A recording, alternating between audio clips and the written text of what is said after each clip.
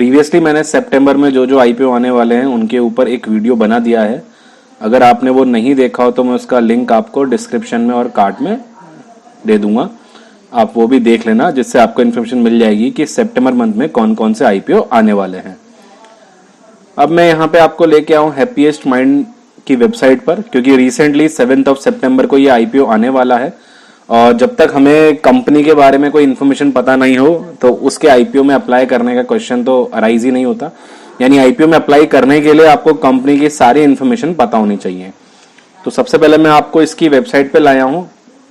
Happiest mind की website है ये। यहाँ आप इसका लोगो और the mindful IT company, bond digital, ये सब इन्फॉर्मेशन आप लोग देख रहे होंगे। बेसिकली जो इसका मेन रोल है वो है इसका डिजिटल बिजनेस की सर्विस देने में।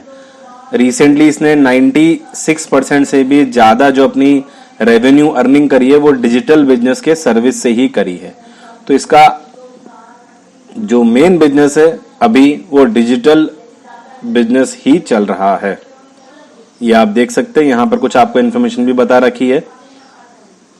ये कंपनी कहाँ की है?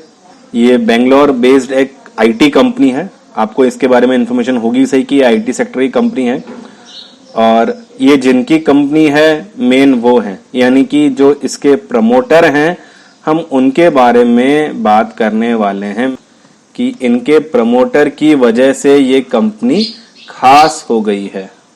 मैं आपको इसकी इन्फॉर्मेशन देता हूं। इनके जो प्रमोटर हैं वो हैं मिस्टर अशोक सूता और इनकी अपनी एक कहानी है। ये पहले विप्रो में जॉब करते थे। इन्होंने विप्रो का जो आईटी सेटअप है वो पूरा इन्होंने बिल्डअप करके दिया है। उसके बाद इन्होंने लोगों के साथ मिलकर अपनी एक कंपनी स्टार्ट करी जिसका नाम है माइंडट्री, और उसके बाद ये दूसरी कंपनी स्टार्ट कर चुके हैं हैप्पीएस्ट माइंड्स, और रिसेंटली इसी का आईपीओ लेके आए हैं। अब हम बात करते हैं इसकी पूरी इन्फॉर्मेशन के बारे में। ये इनकॉर्पोरेट हुई है 2011 में और बेंगलोर की आईटी बेस्ड कंपनी है। बेसिकली ये 3 तरह की सर्विसेज में शामिल है। पहली सर्विस है डीबीएस यानी डिजिटल बिजनेस सर्विस, दूसरी है प्रोडक्ट इंजीनियरिंग सर्विसेज यानी पीईएस, तीसरी है infrastructure and management security service यानी आईएमएसएस। इस तरह की कुछ ये सर्विसेज में शामिल है। जून 30 2020 के डेटा के हिसाब से इसके पास ग्लोबली 148 एक्टिव कस्टमर हैं और ग्लोबल प्रेजेंस जो इसके डिफरेंट कंट्रीज में है वो कहाँ कहाँ है। इसकी ग्लोबल प्रेजेंस है यूएस में, यूके में, ऑस्ट्रेलिया में, कनाडा एंड मिडिल ईस्ट में। तो लगभग हर जगह कंपनी ने अपना बिजनेस चला रखा है।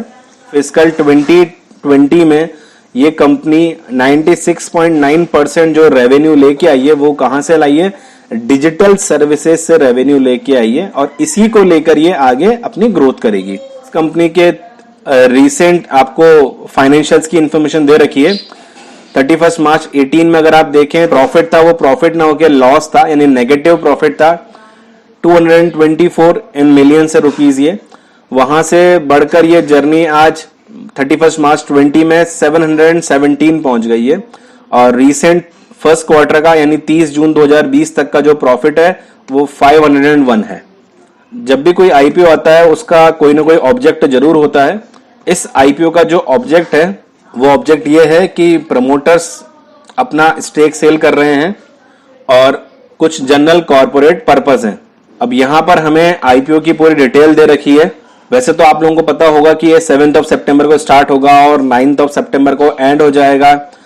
एक इक्विटी शेयर का प्राइस है ₹2 और प्राइस बैंड आपको बता रखा है 165 से 166। सिंगल लॉट में 90 शेयर आपको एटलीस्ट ऑफर होते हैं और उसके बाद कुछ टेंटेटिव डेट्स हमें दे रखे हैं कि अलॉटमेंट कब होगा। अलॉटमेंट हो जाएगा 14 को और जिन्होंने अलॉटमेंट के लिए अप्लाई किया था उनका रिफंड आ जाएगा 15 सितंबर तक और फाइनली इस आईपीओ की लिस्टिंग की टेंटेटिव डेट है 17 सितंबर तक। ये आईपीओ क्यूआईबी को 75% ऑफर कर रहा है, एनआईआई को 15% ऑफर कर रहा है और रिटेल इन्वेस्टर्स को 10% ऑफर कर रहा है।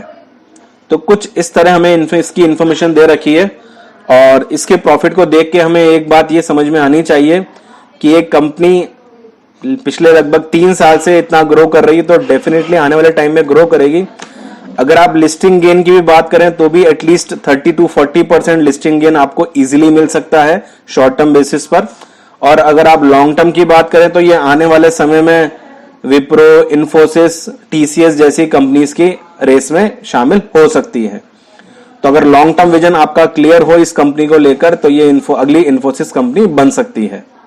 मेरी ओपिनियन इस आईपीओ के लेके ये है कि मैं इस आईपीओ में अप्लाई करूंगा क्योंकि मुझे इस कंपनी में स्ट्रेंथ दिखती है, और अगर अप्लाई करने के बाद शॉर्ट टर्म में मुझे अच्छे प्रॉफिट्स होंगे तो मैं लिस्टिंग गेन लेके निकल जाऊंगा।